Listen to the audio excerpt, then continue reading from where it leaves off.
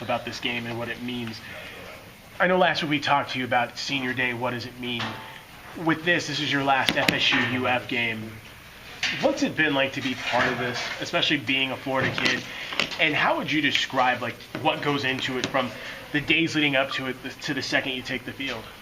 I mean, it's one of the greatest rivalries in football history. So it's one of them games, and just being a part of it. I mean, you already know what it's like. The atmosphere around here, you know, the fans, you hear it all year long. No matter who we playing, how much Florida State fans hate Florida and hate Miami because they're rivals too. But it's just something about the Florida game where everybody just get ready to play. It's just kind of that extra motivation, that extra drive. Because you don't want to lose to Florida, you don't want to lose against your cross-state rivals. What do you think is the difference between the Florida rivalry and the Miami rivalry? Probably history, and then just kind of depends on where you're from. You probably look at it that way. I mean, I'm sure guys from the Miami area might feel like that game's more important and bigger than a rivalry than Florida State. I know there's the trophy that goes between here and there on whether you win, and then there's the gator head that you hold around that you win. So it's just like that little extra motives with it that make it such a big game. For you, which one is the bigger one? I would say the Florida State one. Why is that? Just one of they're closer to us. I mean, and them being in another conference, and with the SEC and ACC always saying, oh, this team is better than this team. I think that's what makes it a bigger rivalry also. They recruit you, Florida? Yeah, they did. What was that process like, and what, I guess, stood out about Florida State compared to Florida? They recruited me, but it wasn't like, how Florida State did. Florida State, Florida offered me. I wouldn't really say they recruited me like that, and it was just one of those situations. Florida State offered me and recruited me, did visits, came to games and stuff like that, and then, Florida State, you have an offer, and you talk to the coach here and there. At Florida, you talk to the coach here and there, but it wasn't like that. It's just my relationship was stronger this way, especially with Keelan committing here, and then Jeff being a year before us, him going here. So it was just kind of just already leaning towards this way.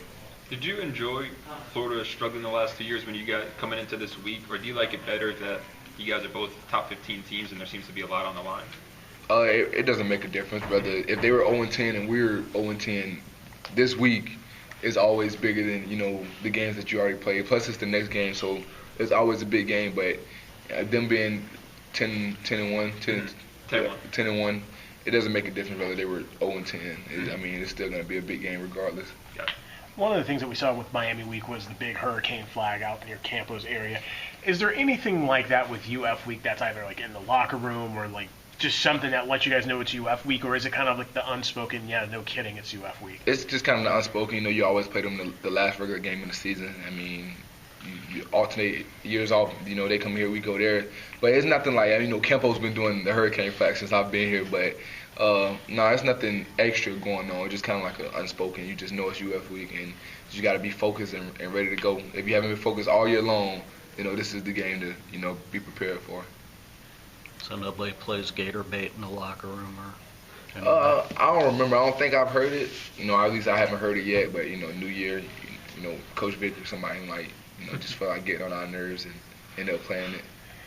Marcus, Antonio Callaway, the freshman receiver for them, he's made some really big plays against LSU. He almost caught a play in the end zone. They would have still been undefeated. How much have you seen of him, and what are your thoughts on him as a player? He's a good player. He's also their punt returner, I believe, and he looks good on film. He's a fast guy. He's a good receiver. He makes a lot of plays for him, and he's a big part of the offense. I know he's from the Miami area. I know that. So there's a lot of guys on the team that know him. So we just know, you just kind of see him on film and know he's a good athlete and a good player. Have any of the teammates, have you guys ever talked about him, or? Not nothing like out of the ordinary besides like watching film and stuff like that. Nothing extra. Have you get to watch them at all this year, like see any of their games or highlights or anything like that? I seen a little bit of I forgot what game they were playing. The one Jeff Driscoll brother, he goes to that school. Okay. FAU game, yeah. I seen a little bit of the FAU game, but besides watching them on film when you're getting prepared for them, I haven't caught any games on TV. Well, Marcus, if anybody knows this, you guys, with some close games in the past, you can understand what Florida went through. You got a team with nothing to lose, come in there, gave them a good game. Is that happening more and more in college football, do you think, or can you just not assume that somebody's going to come in and lay down and die for you? Oh no, yeah. You just got any given Saturday, anybody can win. You see that going through college football now. Little schools are beating big schools. The underdogs are beating big schools. So you just got to prepare every week. No team is going to just come in and lay down because of who you are. Every team's going to come prepared to win. But it was Florida Atlantic, that 2-8. Is that just an example of what can happen? Yeah. It was just an example. I mean, you just kind of. I mean, you never know. Anything can happen, and then the game could go whichever way. It's just whoever plays situations better, whoever prepared better. One thing Marquez was saying was his initiation into this rivalry was being hit in the back of the head with a soda. For you, well, I know, wow, right? Oh, no. Not necessarily have you had anything like that, but what was your first moment of okay, wow, I'm really in this? Was it the way you guys were treated walking in the tunnel, or was it just stepping onto the field and being oh, damn, we in this? I would just say, you just kind of know. Silence that. Is that yours? No, that's not. Recording his own interview. You just kind of know leading up to the week, or you just kind of know being at Florida State. You just know that the big rival is Florida. So it's not a special thing to kind of be whoa, I'm in this. You just kind of when you can tell the atmosphere of the fans of the team, you just know that it's not time to play around. It's not time to be joking. We don't take this team lightly, no matter what the record is, or no matter what our record is. It's just time to go, and it's just kind of you just know. If you know your history of Florida State, and if you're a Florida State Seminole, you just know that the rival against Florida is one of the biggest ones. Marquez said that he noticed a little bit of Jalen playing with a little more spunk today. It was a lot online. Him and Hargraves are two of the top guys, projected for the draft, and you guys are both loaded in the secondary. Have you and the players in the secondary kind of taken a little edge, playing in this game? Maybe personally, it's nothing we talked about as far as, we got to stand out to be the best secondary or anything like that. Mm-hmm. Maybe guys have their own personal, motivation and the extra edge for them for this game, but there's nothing that we talked about as a whole, as a defense, that we just we got to focus on this, we got to focus on that. It's just kind of unspoken. The next game, we got to prepare for it. We prepare, practice every day. Guys go out there to get better every day no matter who we're playing, so it's just one of those. So Marcus Treon just struggled against you guys last year, and he's had some struggles this year. When you see the film, do you see the bad plays and maybe the mistakes as something to exploit, or he has made some good plays, and he has made some things happen, but it's running the pass and everything. Do the rare good plays that he's had resonate with you more than what he might not have done so good? It's a little bit of both. And that's what any quarterback, they have their good plays, they have their bad plays, and you just try to affect them and make them have those bad plays.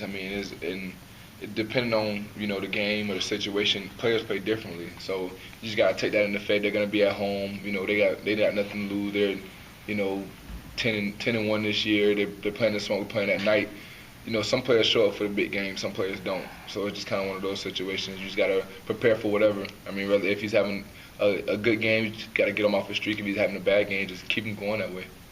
With this being another game where you're up against the top 6 defense, it's on the road. What progress have you seen in the offense compared to Boston College, where there was only 7 points, Clemson, to this? What gains have you seen from them?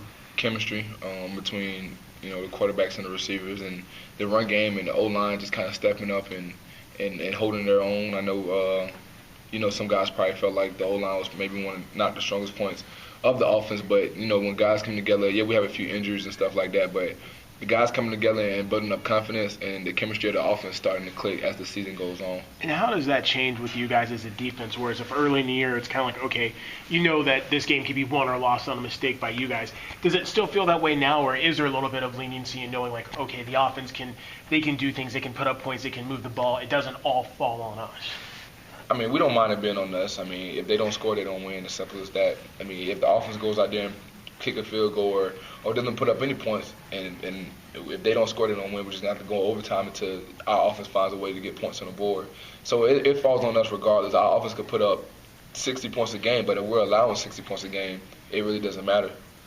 How important is it to be kings of the state? Something you brought up Saturday night after Chattanooga game. It's very important to always, of course, to be the crosstown rivals and to be able to have bragging rights for the year, and then it's another win on the schedule.